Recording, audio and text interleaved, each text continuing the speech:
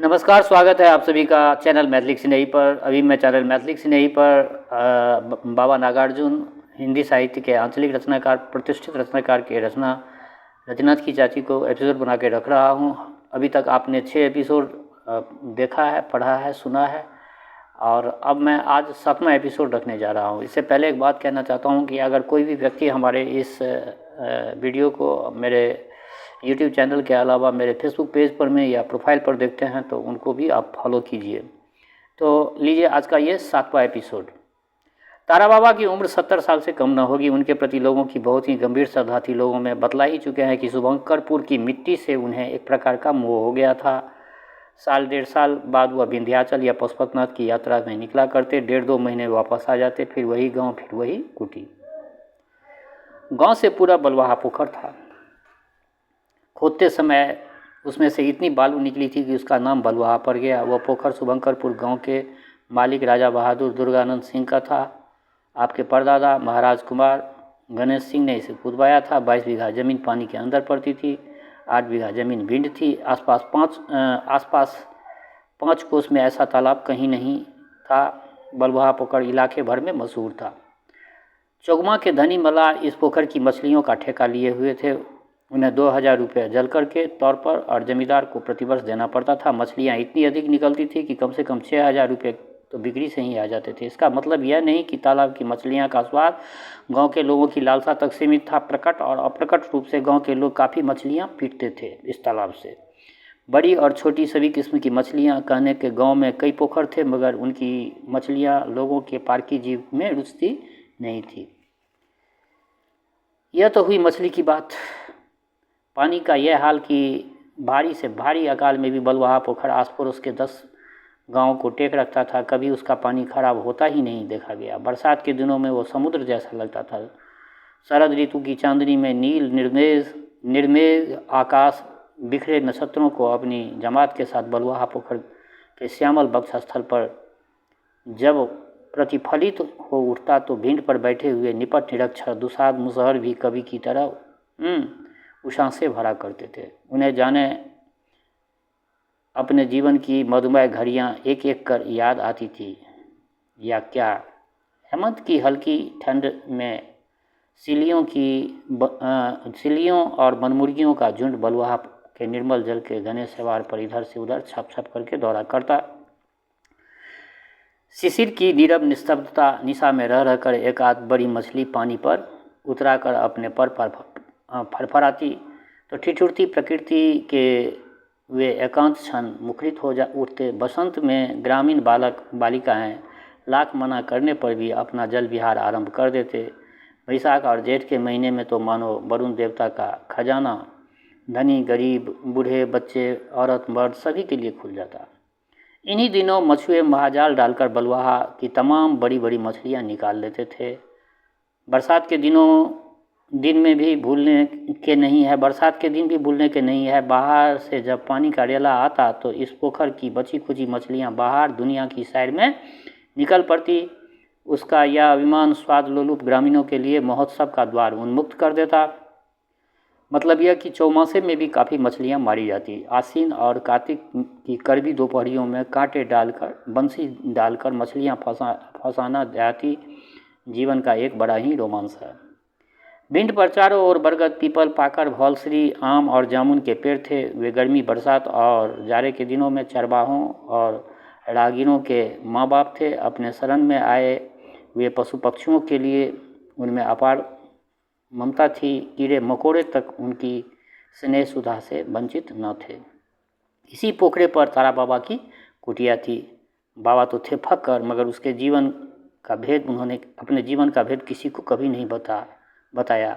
बड़ी मुश्किल से इंद्रमणि ने यह पता लगाया कि आप बड़े उच्च कुल के ब्राह्मण हैं और सौतेली माँ से अनबन हो जाने के कारण संसार के प्रति विरक्त हो गए और बाबा बन गए। आश्विन के महीने में बड़ी धूमधाम से बाबा 10 भुजा दुर्गा की पूजा किया करते। शुभंकरपुर के उत्तर नज़दीक ही छोटा सा एक गांव पड़ता था परसौनी। वहाँ के बंसी मंडल प्रतिमाएं बनाने में बहुत ही कुशल थे। वह गुण उनमें अपने पूर्वजों की परंपरा से आया था। आजकल तो लोगों में इन बातों की ओर से काफ़ी उदासीनता दिखाई देती है, परंतु 150 साल पहले का ज़माना कुछ दूसरा ही था भैया। उन दिनों गांव-गांव में प्रतिमाएं बना करती। आश्विन में दुर्गा की, कार्तिक में काली की, चित्रगुप्त और कार्तिकेय की, माघ में सरस्वती की, चैत में राम लक्ष्मण सीता की, उसके स्वजन परिजन अनुचर परिचर की, कुल मिलाकर 13 मूर्तियाँ। भादों में कृष्ण की। इसके अलावा मिट्टी, रंग और कुची के इन उस्तादों की ज़रूरत और भी कामों में हुआ करती थी।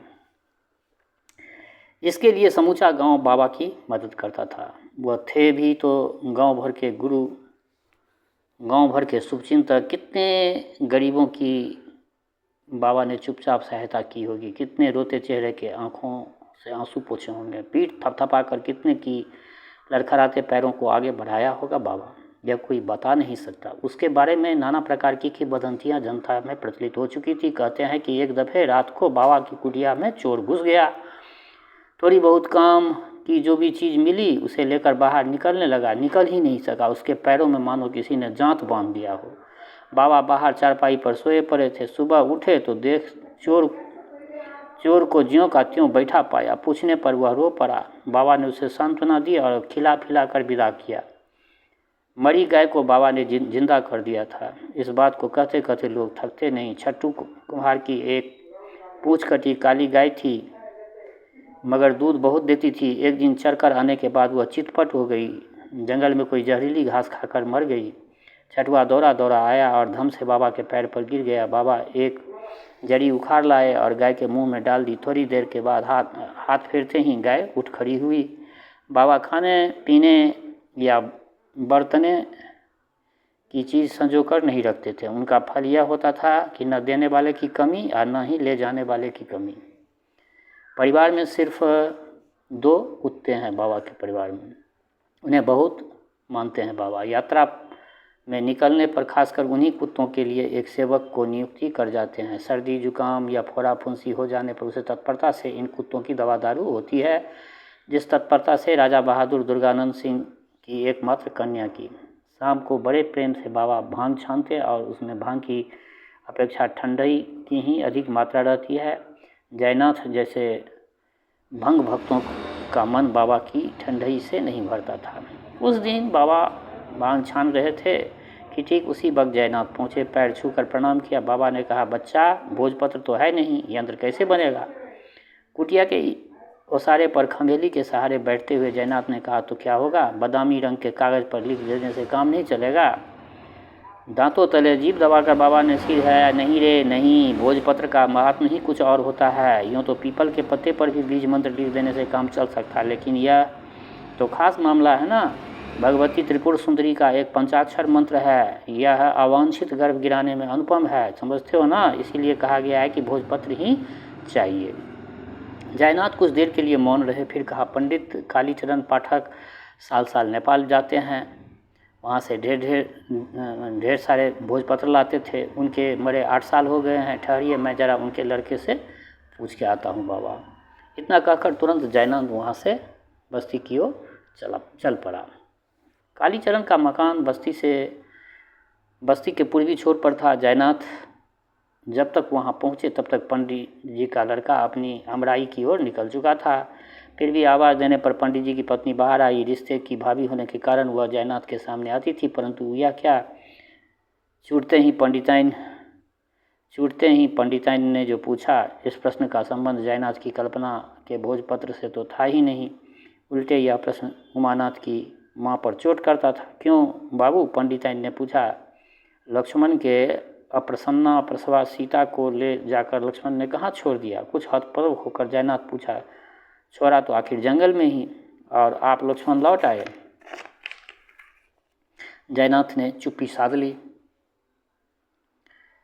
पंडिताइन बोली, धिक्कार है तुम्हें। जयनाथ की माँ, उमानाथ की माँ और तुम बरसों से साथ रहते आए हो और आगे भी सारी जिंदगी साथ कटेगी, यह मुझे विश्वास है। फिर तुम उस बेचारी को अकेली तोप के मुंह पर छोड़कर क्यों आए हो?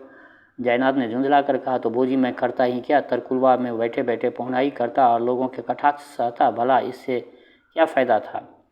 उनकी माँ सब ठीक ठाक कर देगी।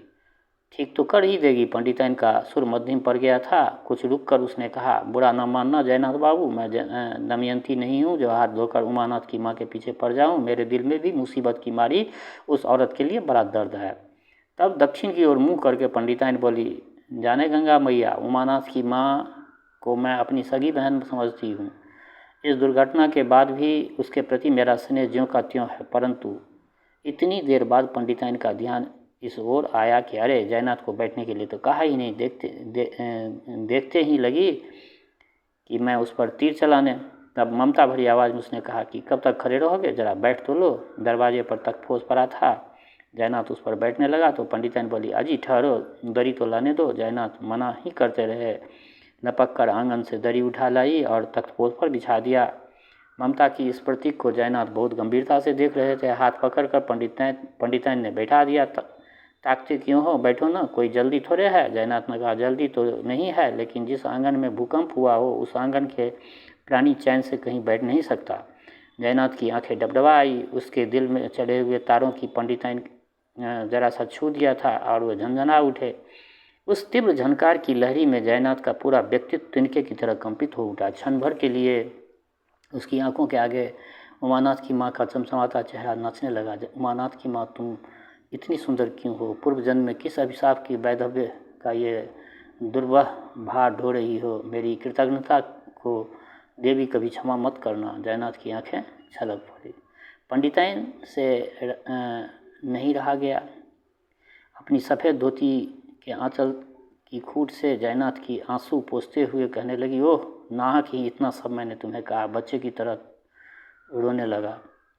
पंडिताइन की इस सांत्वना का फल यह हुआ कि आंसू और भी तेजी से बह निकला। वह अपने ही अंगोछे से आंख पोंछ कर नाक साफ करके जयनाथ को इशारा किया कि भौजी बैठ जाओ तुम भी। जयनाथ ने इशारा किया कि भौजी तुम भी बैठ जाओ। पंडिताइन आंगन की ओर चली और कहती गई, भाग मत जाना, मैं सुपारी लेकर आती हूँ। बड़ी मुश्किल से जयनाथ ने अपने को प्रकृतिस्थ किया। तब तक सुपारी के 10-12 खंड तस्तरी में सामने रख दिए गए। पंडिताइन ने कहा, हाँ, यह तो नहीं बताया मेरे लड़के को कौन सी ज़रूरत थी जो पुकार रहे थे। 2 टुकड़ी सुपारी मुंह में डालकर जयनाथ बोले, कालीचरण भैया नेपाल में भोजपत्र नेपाल से लाया करते थे। तारा बाबा को एक यंत्र बनाना है, 2 उंगली भर भोजपत्र चाहिए था और कहाँ मिलेगा? यहीं तो मिल सकता है। अपनी गोल गोल आँखों को बड़ी करके पंडिताइन बोली, लाते तो थे, ठहरो मैं देखती हूँ। पंडिताइन भोजपत्र की खोज में अंदर गई और जयनाथ सोचने लगे, आह कितना अच्छा स्वभाव है इस स्त्री का। इसके पिता जिंदगी भर बनेली में राज पंडित रहे, सज्जनता की मूर्ति थे। जैसा बाप वैसी बेटी क्यों न हो, हीरे की खान से कांच थोड़े ही निकलता है। पंडिताइन फौरन वापस आई। उसके हाथ में भोजपत्र था। जयनाथ को उसे देते हुए कहने लगी, पंडित रोज चंडी का पाठ करते थे। उसी पोथी के गत्ते में यह भोजपत्र पड़ा था। मुझे ख्याल आया कि और मैं निकाल के ले आई। भोजपत्र लेकर जयनाथ चले तो तस्तरी में बचे बड़े सुपारी के टुकड़े उठाकर पंडिताइन ने कहा, बाबू यह रख लो बटुआ में, खुद ना खाना तो किसी को खिला देना। वाह भोजी, तुमने भी तो खूब कहा, खुद ना खाना तो किसी को खिला देना। तो श्रोताओं, आज मैंने इसका ये 7वां कड़ी आप लोगों के समझ रखा। ये कैसा लगा बाबा का ये 7वां कड़ी? आप लोग अपना प्रतिक्रिया से ज़रूर अवगत कराइएगा। दूसरी बात, हमारे श्रोता, आप चाहे गांव में रहते हो या प्रदेश में, देश में रहते हो या विदेश में, जहाँ कहीं भी रहते हो, स्वस्थ रहें, निरोग रहें, अपने आचरण को पवित्र रखें। माता जनक नंदिनी जगदम्बा माँ वैदेही की कृपा आप लोगों पर सदा बरसती रहे। शुभकामनाओं के संग। जय मिथिला, जय मैथिली।